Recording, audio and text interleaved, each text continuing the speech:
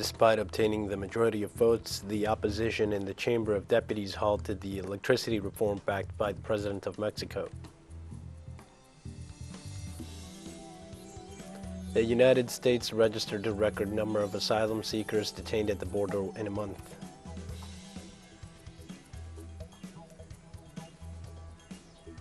Russian diplomacy warned of the environmental and international security risks of increased NATO activities in the Arctic.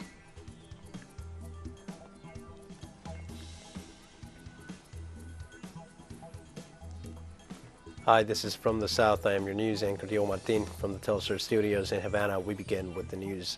In Mexico, the plenary session of deputies that discussed the approval of the electricity reform backed by President Andrés Manuel López Obrador finished with 275 votes in favor, 223 against, and 0 abstentions. The project was rejected. More than 12 hours of session were required by the plenary of the chamber to reach the vote. Although the bill majority of votes, it did not achieve the qualified majority or 2/3 for the bill to be approved and subsequently be sent to the Senate for further discussion. On Monday, the discussion of the mining law, which is related to the law that did not pass the approval of the deputies last Sunday night, begins in the same chamber. Earlier, the President López Obrador stated in his social networks that the electric sector is shielded. At the closing of the session, the final result was announced.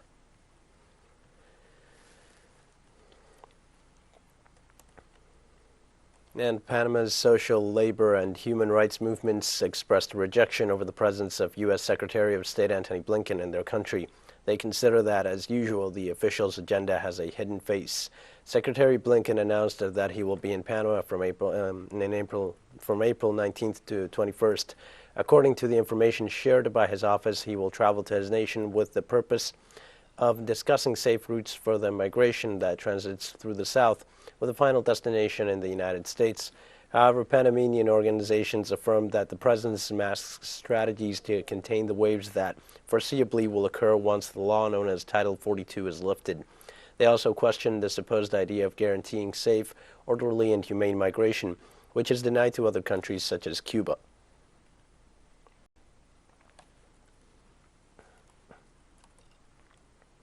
In Ecuador, remittances from citizens sent from abroad have reached $4,362 million in 2021, a record number compared to the year before in 2019. According to the figures published by the Central Bank of Ecuador, 2020's remittances totaled $3,337 million, while in 2019 the tally came in slightly below with $3,234 million. The recent update revealed that foreign workers inside the country also sent remittances from Ecuador to other countries, and that these figures in 2021 mounted up to $595 million. The bank also highlighted that the money transmittals of March 2021 had been an important factor in the country's economic boost that contributed to nationwide recovery.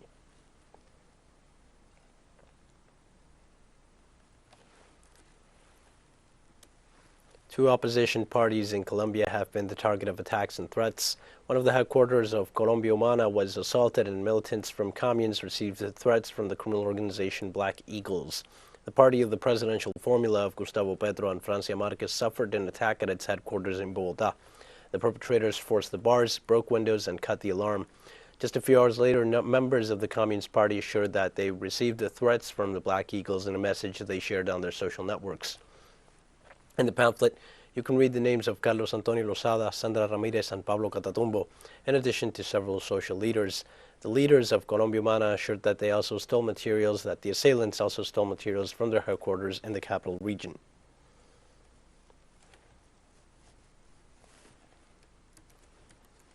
I am here to inform you that they broke that fence. They broke the glass. They got in. They took out some things. I don't know what they put in there, but this thing was here. Mr. Camargo called me. Here is a security officer, and look, it is 2 o'clock in the morning. We were robbed at the headquarters of Colombia Pacto Histórico. In Brazil, 26 years after the massacre of El Dorado dos Carajás, citizens commemorated those who fought for the country's agrarian reform.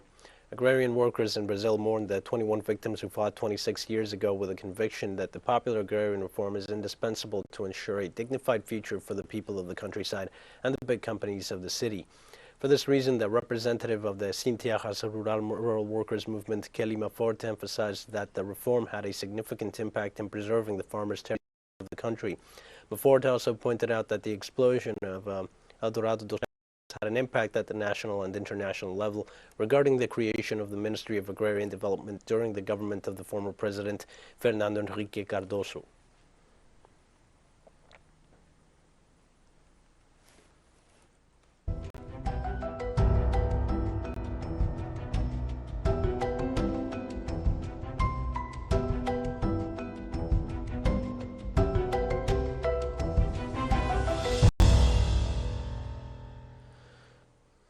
In South Africa, a state of high alert remains in effect due to the risk of new floods after torrential rains claimed nearly 450 lives in the east of the country. According to local authorities, there was significant damage done to roads, electrical poles, various government infrastructure, as well as to educational institutions and homes. The effects of the heavy rains in the province of KwaZulu-Natal have so far left about 13,000 people affected, and authorities have had to create shelters to house them. Meanwhile, members of law enforcement agencies continue their search and rescue efforts. Now, the Meteorological Service of South Africa warned that more rains are expected in parts of the province in the coming days. In view of the situation, the government allocated $68 million to the thousands of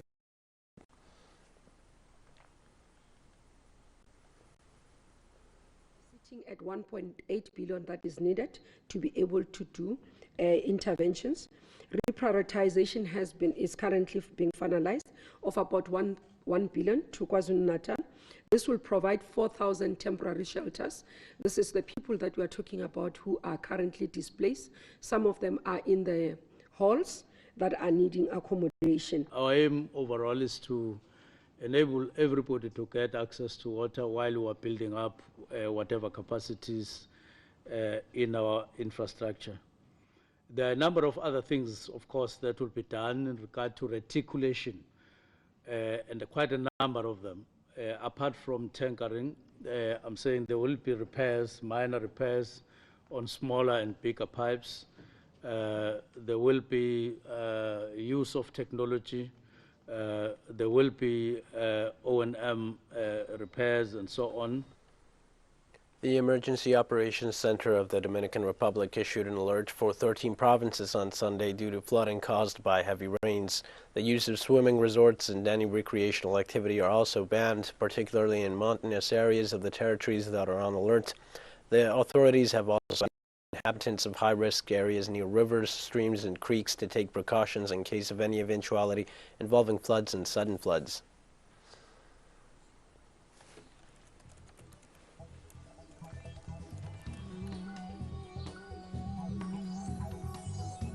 We're going to take a short break now. Please join us again after this.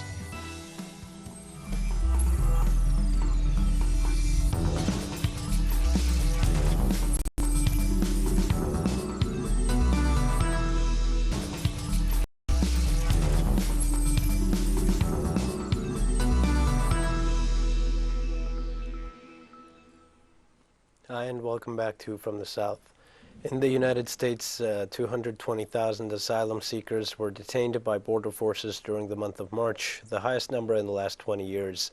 According to official data from the authorities, at least 11,000 migrants, mainly from Guatemala, Honduras, and El Salvador, attempted to enter a legal crossing in the southwest U.S. border in March without a valid visa or permit, representing an increase of 24% over 2021 and the highest number of arrests recorded since February 2000 in the border. Government representatives warned that migration could increase even more after President Joe Biden announced an early border closure due to the COVID-19 pandemic.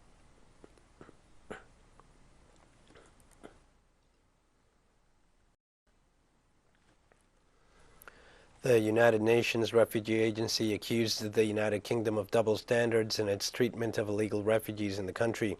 The agency's Deputy High Commissioner for Protection, Gillian Triggs, stated that UNHCR strongly opposes the United Kingdom's new migration policy of transferring asylum seekers to Rwanda without standards and safeguards. In this regard, the Commissioner pointed out that people fleeing conflict and persecution deserve compassion and empathy and should not be treated as if they were a commodity. Triggs also denounced that the United Kingdom is introducing a discriminatory approach to refugees, granting asylum to displaced Ukrainians and putting in place an unfair system for refugees from other countries. The statements come after the British Prime Minister announced a new migration policy in which any legal migrant arriving in the country since January 1st will be resettled in Rwanda.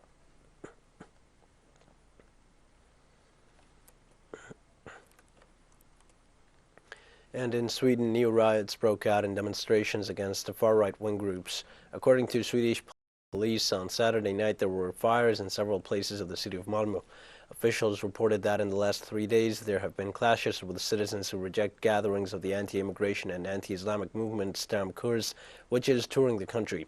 Security forces also stated that the incidents occurred due to the plans of the extreme right-wing group to publicly burn copies of the Quran.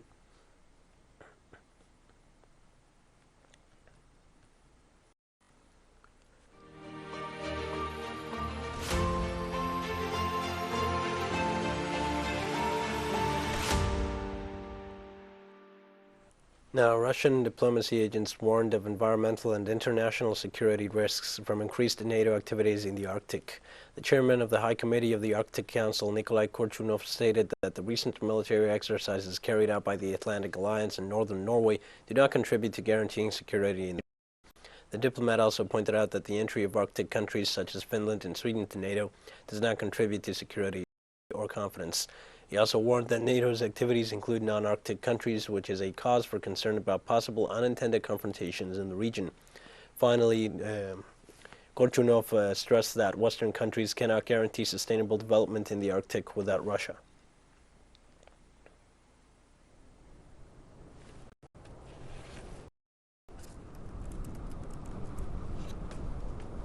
The deadline granted by the Donbass militias and the Russian army to the remnants of the Ukrainian nationalist battalions entrenched in Mariupol has already expired.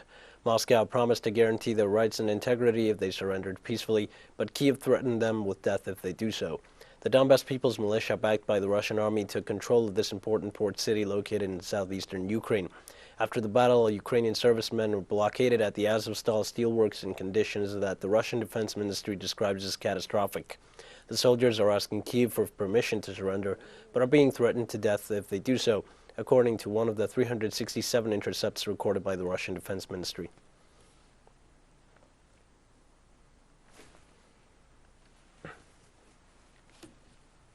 In Ukraine, Russian air defense systems shot down a military transport plane loaded with Western equipment and armaments.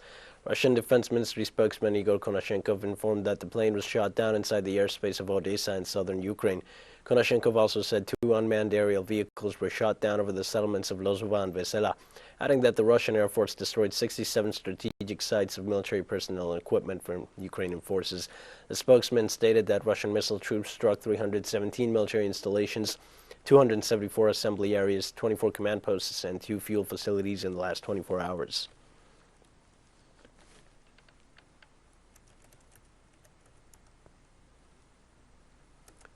President of the European Commission, Ursula von der Leyen, has called for more arms for Ukraine as a matter of urgency from the of the Union.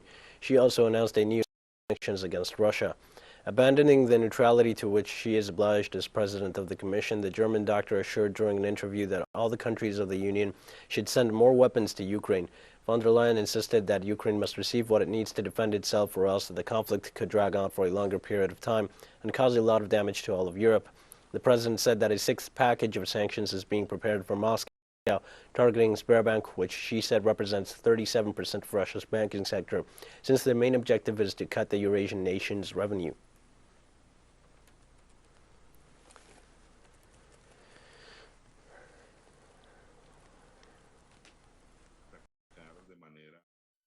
Estonia and Bulgaria will ban Russian ships as of Sunday, April 17th, as one of the measures previously approved by the European Union.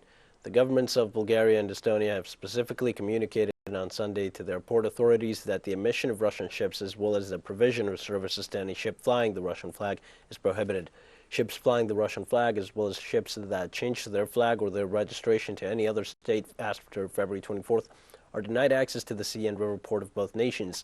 Likewise, it will make some exceptions for ships transporting humanitarian aid, fuel, food, and medicines to the European Union, as it was announced by Italy in the past days.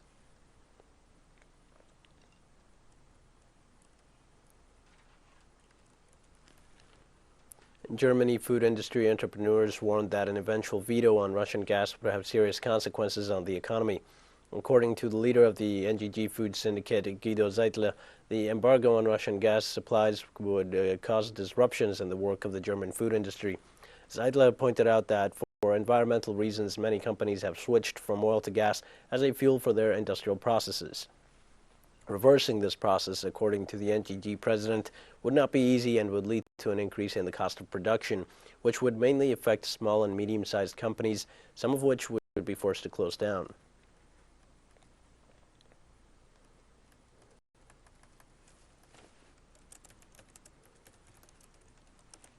The Russian state railroad company has agreed with the part in China to progressively increase the circulation of trains through the connection points between both nations.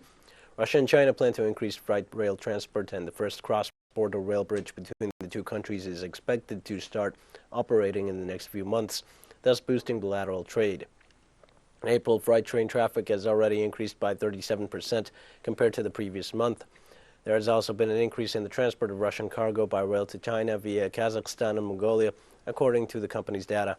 On the other hand, this would be the first cross-border railway bridge between the two countries with a viaduct of 2.2 kilometers at a cost of $355 million.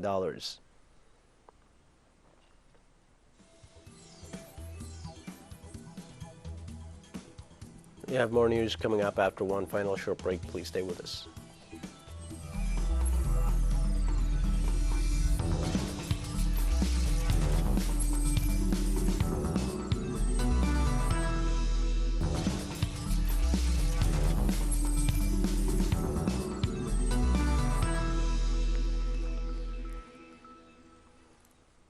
Hi and welcome back. The Israeli Occupation Army announced on Sunday the end of border closures imposed on the West Bank and the Gaza Strip after the violent repression against Palestinian citizens in mosques in the middle of the celebrations of the holy month of Ramadan.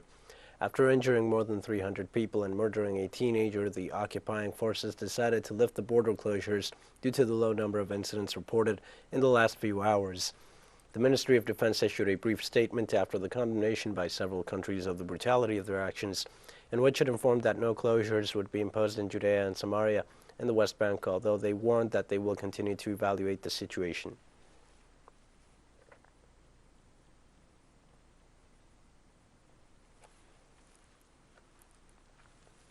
The government of Pakistan confirmed that it has carried out attacks on Afghan soil in response to ambushes by armed groups against its troops on the Afghan border.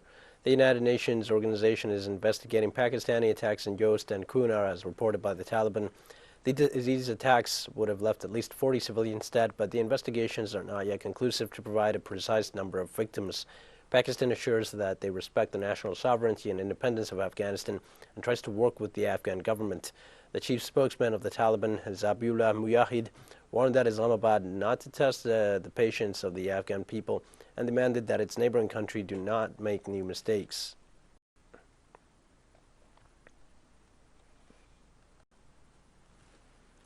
Iran decided to transfer its centrifuge machines to Natanz, located in the Isfahan province, to safeguard its security after an act of sabotage against the nuclear complex Tessakhara a year ago.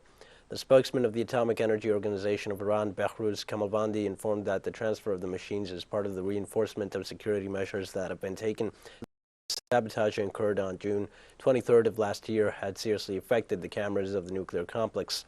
For this reason, the centrifuges were moved to Natanz and to the city of Isfahan. The spokesman also stressed that Iran intends to develop and manufacture this type of equipment while increasing security against any threat.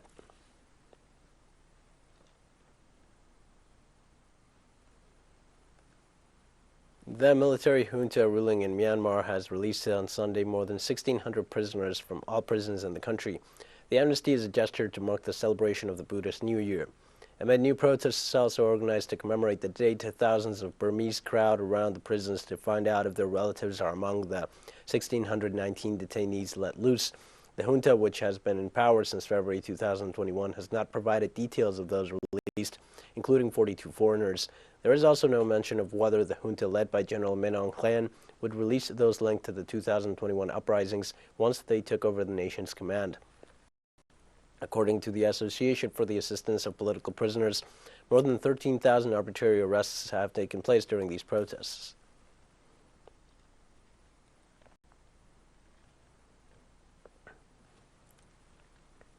Cameroon's Ministry of Health reported that the country's English-speaking southwest region is suffering a serious cholera epidemic.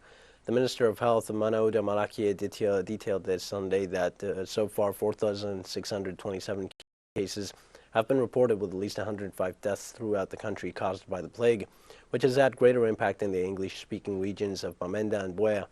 Malakie pointed out that the cholera was worsened by the spread of COVID-19 and that the disease had already been aggravating the situation in the country since 2017. Also, the cabinet of Yaoundé ordered to close the wells contaminated and to face the health crisis in the region.